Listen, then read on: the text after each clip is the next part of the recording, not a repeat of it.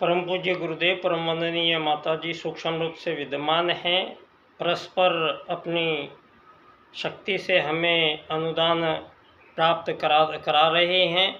और जो भी अब आज के समय में इस धरती पर ये आगे घटित होगा, उसको आप लोग धरती पर जितने भी लोग हैं वो सारी दुनिया के हर आदमी देखेंगे कि युग परिवर्तन जो परम पूज्य गुरुदेव कर रहे हैं, तो युग परिवर्तन होने का वो एग्जैक्टली समय आ गया है।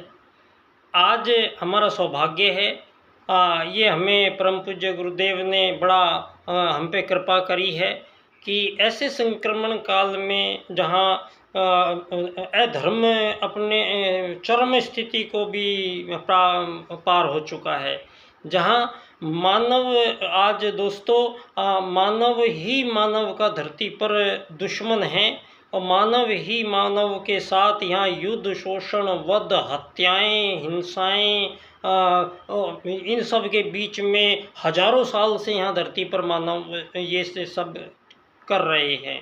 और इन हजारों सालों के बीच में जो मानवों के बीच ये सब गड़बड़े हुई हैं, उनके दो कारण हैं, उनके केवल दो कारण हैं।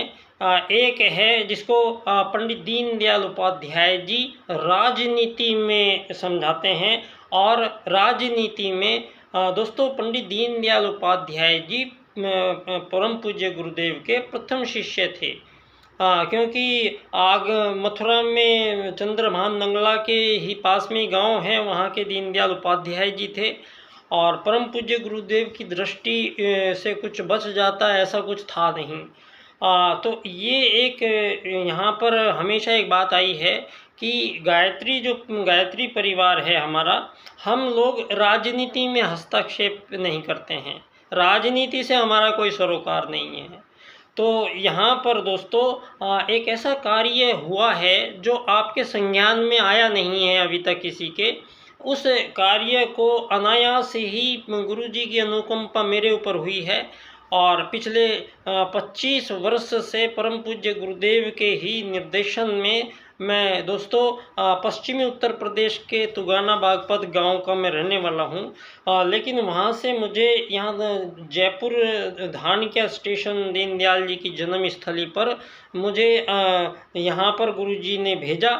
मुझे खुद भी पता नहीं था, किसी को नहीं पता था कि यहाँ दीनदयाल जी का जन्म हुआ है, लेकिन मैं वहाँ पर एक बार रोज़ जाता था और उनके क्वार्टर के पास खड़ा होकर चाय पी के आता था। तो बाद में पता लगा कि यहाँ दीनदयाल जी पैदा हुए हैं, तो मुझे भी इंटरेस्ट नहीं आया, कोई दीनदयाल जी होंगे, कोई राजनीति से कोई मतलब नहीं था। तो अब बाद में जब तक गुरुजी ने भी मुझे अपनाया नहीं था, तो उस समय गुरुजी से परिचय नहीं था। तो ये दीनदयाल उपाध्याय जी के वहाँ आना जाना ये चलता रहा। थोड़े दिन बाद में पता लगा कि यहाँ पर दीनदयाल जी का जन्म हुआ है। तो वहीं पर फिर एक बड़ा सा कार्यक्रम हुआ, उसमें बहुत सारे राजनेता आए, जिनमें से डॉक्टर महेश शर्मा जो एकात्म मानव अनुसंधान के अध्यक्ष हैं, उन्होंने एक भाषण शुरू किया और उन्होंने वहाँ पे भाषण में बोला कि पंडित दीनदयाल उपाध्याय जी ने विश्व को एकात्म मानववाद की राजनीति प्रदान की है। अब ये शब्द उन्होंने बोला एकात्म मानववाद, तो जो जैसे ही वो शब्द बोला तो मेरे दिमाग में वो एकदम से कंपन बहुत तेज हुए और इस कदर हुए कि वो शब्द जो कंपन पहली बार दिमाग में घुसा था वो आज तक निकला नहीं है। 24 घंटे दिमाग में रहता है और एक ही चीज़ दिमाग में आई है, एकात्म मानववाद। दोस्तों अब इसको परम पूज्य गुरुदेव ने मुझे कैसे क्या करना था, इन सब के लिए गुरुजी ने मुझे आदेश देते रहे और मैं एक ऐसा NGO बनाया, उसका नाम रखा एकात्म मानववाद को समर्पित बाल्यकाल सेवा संस्थान। तो जो ये मेरा जो फिलॉसफी को इम्प्लीमेंट देना था, इसको मैं बच्चों के माध्यम से देना का विचार था मेरा कि सारी दुनिया के ये पढ़े लिखे लोग, पता है मुझे, मेरी बात सुनेंगे नहीं, समझेंगे नहीं, तो और बुजुर्ग लोगों को कोई मतलब नहीं है और युवाओं के पास आज भोगवादी जीवन में कोई समय नहीं है। तो मैंने जो मेन है ये बाल्यकाल तो इस अवस्था से मैंने निःशुल्क कोचिंग सेंटर चलाए मैंने, जिसमें बहुत बच्चे आने लगे। योगा सिखाया, मार्शल आर्ट सिखाया, बच्चों से निबंध प्रतियोगिता मैंने ली। मैंने दोस्तों 10,000 निबंध अपने विषय पर लिए हैं। जो मेरा विषय बना है पंडित दीनदयाल उपाध्याय जी का ये एकात्म मानववाद जो शब्द है, ये अभी अधूरा था। इस शब्द की कोई मतलब नहीं निकल रहा था। इसी कारण से आज भारतीय राजनीति जितने भी लोग हैं, इन सबको पंडित दीनदयाल उपाध्याय जी के इन सूत्रों के बारे में कोई ज्ञान नहीं है। क्योंकि मैंने ये अमित शाह जी तक भी जाके देख लिया है, और आदरणीय प्रधानमंत्री जी को भी मैंने किताब दे के आ गया हूँ मैं, वहाँ से अभी तक कोई जवाब नहीं आया है। और ये 20 साल से यहाँ उनके जन्म दिवस पर मैं सुबह गायत्री मंत्र की माला का जाप करता था। और अब हमारी गायत्री शक्तिपीठ कालवाड़ जयपुर में बन गई है, तो अब हम वहाँ पे प्रातःकाल यज्ञ भी गायत्री परिवार करेगा। तो यहाँ पर पंडित दीनदयाल उपाध्याय जी का और गुरु जी का बहुत गहरा संबंध रहा, और परम पूज्य गुरुदेव ने बहुत महत्वपूर्ण कार्य दीनदयाल जी को सौंपा था, और इतना महत्वपूर्ण और सबसे कठिन काम सौंपा था कि धरती पर दोस्तों मानवों को सतयुग में ले जाने के लायक ऐसी राजनीति बनानी थी। वो काम पंडित दीनदयाल उपाध्याय जी, जिनको आप जानते होंगे, 18 साल तक जब वो आए उम्र में, तब तक उनके अपने सारे जा चुके थे, माँ बाप, दादा दादी, नाना नानी सब चले गए थे भाई। वो अकेले कैसे रहे होंगे उस अंग्रेज़ों के आज़ादी के ज़माने के काल में, जहाँ नेहरू जी और गांधी जी का वो चलता था। उस ज़माने में एक ऐसा वो बालक निकलता रहा दुखों की घड़ी से, और परम पूज्य गुरुदेव के कार्य को दोस्तों विश्व राजनीति के पुनर्निर्धारण का काम ये परम पूज्य गुरुदेव ने पंडित दीनदयाल उपाध्याय जी को सौंपा था। और पंडित दीनदयाल उपाध्याय जी ने विश्व में राजनीति को 4 सूत्र प्रदान किए हैं। और ये 4 सूत्र जब इस क्रम से मैंने मिला के इनकी व्याख्या की है, तो विषय एकदम क्लियर हो जाता है। ये विषय है आर्थिक लोकतंत्र द्वारा अर्थायाम आधारित एकात्म मानववाद की स्थापना से अंत्योदय की प्राप्ति हम करेंगे। तो यहाँ पर जो ये चारों सूत्र इस क्रम से आए हैं, तो ये दोस्तों धरती पर पंडित दीनदयाल उपाध्याय जी ने एक और ऐसा राजनीतिक सूत्र प्रदान कर दिया है जो धरती पे आज तक किसी की बुद्धि में आया ही नहीं, किसी ने सोचा ही नहीं। ना किसी देवता ने सोचा, ना किसी राक्षस ने सोचा, ना किसी आदमी ने सोचा। वो ये जो विचार आया है, ये विचार धरती पर पहली बार आया है, और ये विचार परम पूज्य गुरुदेव ने पंडित दीनदयाल उपाध्याय जी के माध्यम से इस विश्व जगत में जो आज धन आधारित जीवन पद्धति में सारी दुनिया आपस में ही कत्लेआम है, ये धन आधारित जीवन पद्धति का निर्माण पश्चिम से किया गया है। इस बात का लेखा जोखा पंडित दीनदयाल उपाध्याय जी देते हैं। और वो जो हमारे आर्थिक लोकतंत्र है, इसके माध्यम से हम अर्थ का मैनेजमेंट ऐसे करते थे। कैसे करते थे दोस्तों?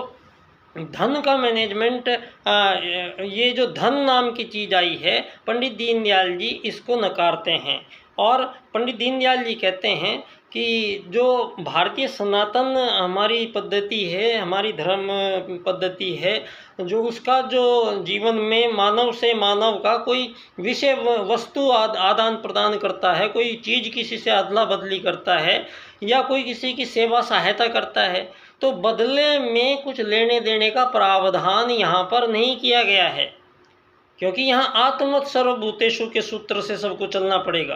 तो यहाँ पर कोई भी जीवों को किसी से उत्तम, किसी से बढ़िया, किसी से खास, ये प्रथम श्रेणी, द्वितीय श्रेणी, तृतीय श्रेणी, जो भी ये घड़ा गया है, ये मानव के चिंतन की त्रुटियों के कारण घड़ा गया है, और सारी दुनिया का बिखराव हुआ है, और लोग प्यासे रह जाते हैं जीवन के उस मर्म स्पर्श तक जहाँ तक हमको पहुँचना था। दोस्तों परम पूज्य गुरुदेव की स्पष्ट घोषणा है कि सारी धरती को एक ही धुरी पे इकट्ठा होना पड़ेगा, सारी धरती के धर्मों को एक ही धर्म से चलना पड़ेगा, सारी दुनिया में एक ही शिक्षण पद्धति होगी। तो ये परम पूज्य गुरुदेव की घोषणा है। उधर पंडित दीनदयाल उपाध्याय जी कहते हैं कि मानव राजनीति बाद में करना, पहले ये बताइए कि मानव है कौन। तो मानव है कौन आज ये आप एक इसको भौतिक शरीर मान के जो चल रहे हैं आप लोग, ये डार्विन और चार्ल्सवाद के अनुसार ही धरती पर मानवों को एक जानवर के समान बताया जा रहा है और जानवर से उपजा हुआ बताया जा रहा है। आज तक ये ज्ञान हमें दिया जा रहा है।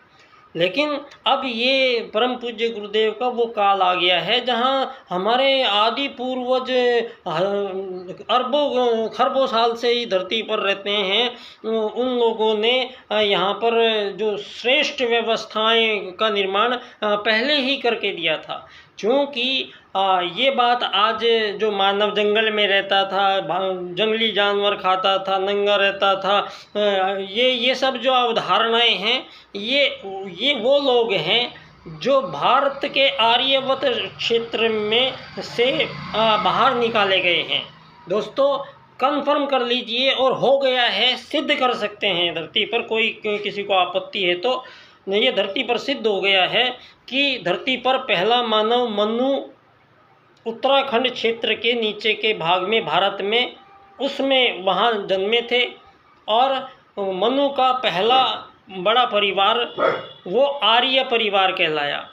आर्य परिवार से जब बाद में कुछ लोगों ने आर्य पद्धति को फॉलो नहीं किया तो और वो आचरण में उनके व्यवहार में जो त्रुटियां आई तो आर्यों ने उन्हें अपने आर्यव्रत क्षेत्र से देश निकाला दिया। और वो लोग अन्यत्र, कोई अमेरिका में, कोई अफ्रीका में, कोई कहीं जाकर उन आर्यों में से निकले हुए लोग वो दूर दूर दूर दूर जाकर सारी दुनिया में बस गए। और वही लोग बाद में उधर कबीले और ये इकट्ठे कर लिए, क्योंकि वेद जिस समय मानव धरती पर आया है उसने एक ऐसी श्रेष्ठ पद्धति का आविष्कार किया था जो यज्ञ विज्ञान है। यज्ञ विज्ञान यहाँ परमात्मा, आत्मा, प्राणियों, प्रकृति, पर्यावरण, इन सब के निमित्त एक ऐसी महान खोज पहली बार में करके गया मानव, वो आर्य लोग, जिसको यज्ञ विज्ञान कहा गया। और आज हमारा सौभाग्य है वो स्वयं महाकाल हमारे बीच पधारे हैं। और आज घर घर में इन पहले लोग कम थे तो यहाँ पर आज लोग ज़्यादा बढ़ गए हैं। तो चिंता की कोई बात नहीं है, चिंता की बात नहीं है कि सारी दुनिया यज्ञ करेगी। ये सतयुग का आगमन है। उसके लिए विशेष तौर से आप लोगों को जो आज समस्याएं दिखाई दे रही हैं, समस्याएं आपकी क्या है? आपको ज़मीन खरीदनी है, आपको मकान बनाना है, आपको बच्चों की शादी करनी है, आपको फीस भरनी है, बिजली के बिल देने हैं, आपको किस्तें चुकानी है, आपको दहेज देना है, आपको बच्चे की नौकरियां लगवानी हैं। तो ये जितने भी आपकी सारी समस्याएं हैं दोस्तों, अब ये सारी की सारी समस्याएं आपसे बिल्कुल हटा दी जाएगी। किसी को कोई ज़रूरत नहीं पड़ेगी।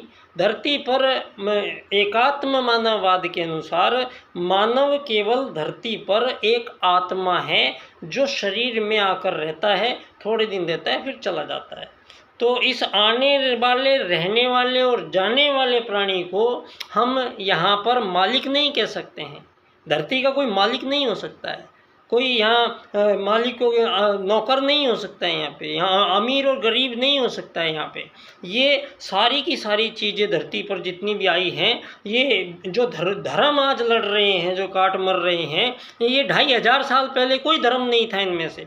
तो इसका मतलब क्या है? इसका मतलब ये है कि यहाँ से 7000 साल पहले से जो धर्म चल रहा है, आप उसी की में से निकाल के लोगों ने और अलग अलग तरीके से बातें बताकर और सारी दुनिया को भ्रमित कर दिया गया है।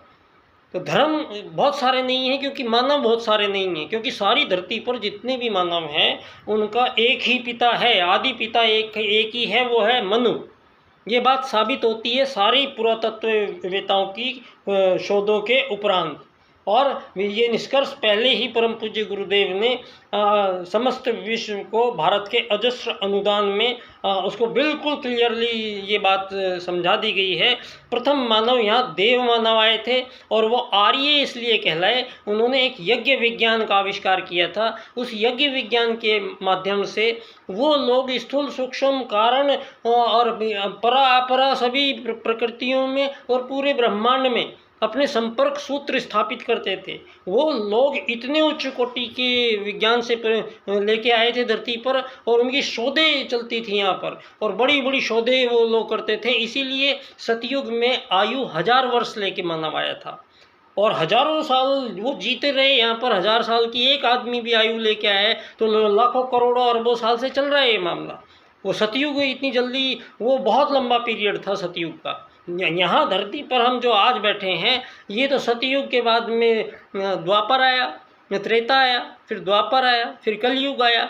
इतने सालों के बाद में इस भारतीय भूमि की दो जो विशेषताएं हैं, वो है एक पुनर्जन्म में मान्यता, और पुनर्जन्म का जो सिद्धांत है वो पूर्ण रूप से वैज्ञानिक रूप से इम्प्लीमेंट होता है। ये हम आपको समझाएंगे, हमारे पास इस चीज़ के हर प्रमाण दिए जाएंगे।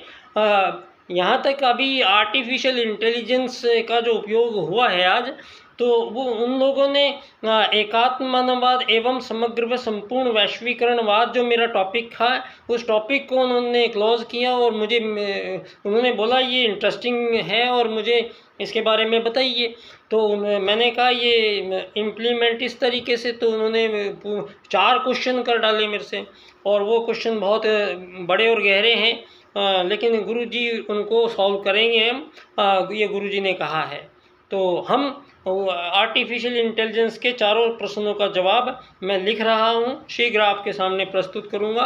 दोस्तों, पंडित दीनदयाल उपाध्याय जी और परम पूज्य गुरुदेव, एक है आत्मत सर्वभूतेषु, जो राजनीति में आना है, और परम पूज्य गुरुदेव जो पूरे ब्रह्मांड में जो भी हलचलें हैं वो सबको एक मिला के अखिल विश्व गायत्री परिवार। इसका मतलब होता है कि सारे संसार के संपूर्ण प्राणियों का परिवार, प्राणियों का जो परिवार है उसमें सारी वृक्ष वनस्पतियाँ आती हैं, आप नहीं काट सकते किसी को। सारे जीव जंतु आते हैं जो आत्मवत् सर्वभूतेषु कहते हैं, फिर भी मानव उनको काट के खाता है। पूर्ण रूप से शाकाहारी प्राणी होने के बावजूद मानव को ये इजाज़त किसने दी है धरती पर कि किसी भी जीव को वो काट के मार के खा जाएगा? दोस्तों, बिल्कुल नहीं मार सकता है, क्योंकि ये तो अपने आप की ही हत्या कर रहा है। ये अब आपके सामने ये पश्चिमी ने जो पूरा डार्विनवाद, चार्ल्सवाद, ये सभी ने मानवों को भ्रमित किया कि मानव ऐसे थे। मानव हमारे प्रथम सतयुग में थे, और वो विशेष अनुसंधान करने यहाँ धरती पर आते थे, और अपने अनुसंधान करके और बहुत लंबे अरसे के बाद जाते थे। ना कोई राजा था, ना प्रजा, न दंड, न दांडिक। सतयुग में कुछ नहीं था।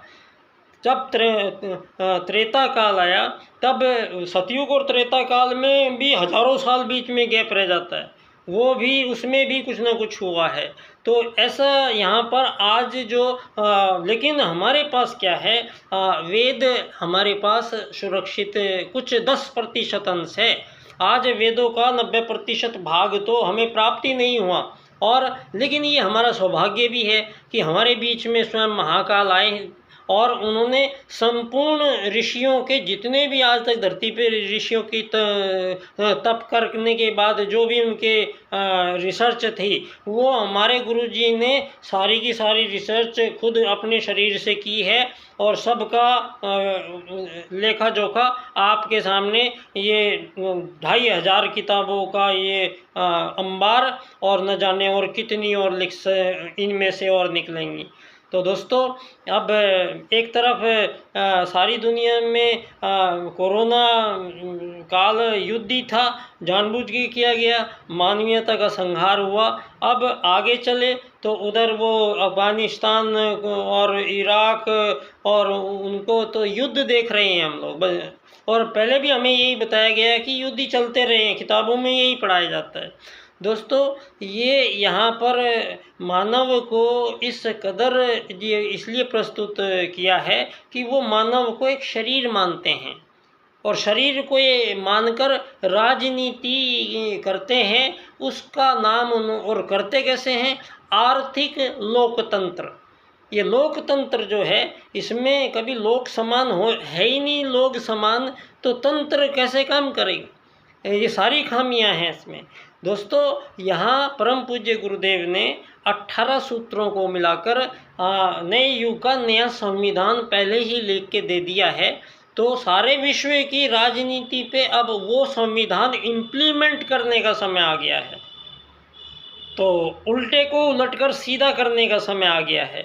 तो आप सभी का धन्यवाद। मैं बच्चा डॉक्टर आप सभी लोगों को पुनः नमन करता हूं और निश्चित ही युग परिवर्तन की इस बेला में आप बहुत बड़े परिवर्तन देखेंगे कि धरती पे ना तो कोई गरीब होगा, ना कोई अमीर होगा, ना कोई मालिक होगा, ना कोई नौकर होगा, किसी का कोई दुश्मन ही नहीं होगा, कोई दुश्मनी का कारण ही नहीं होगा।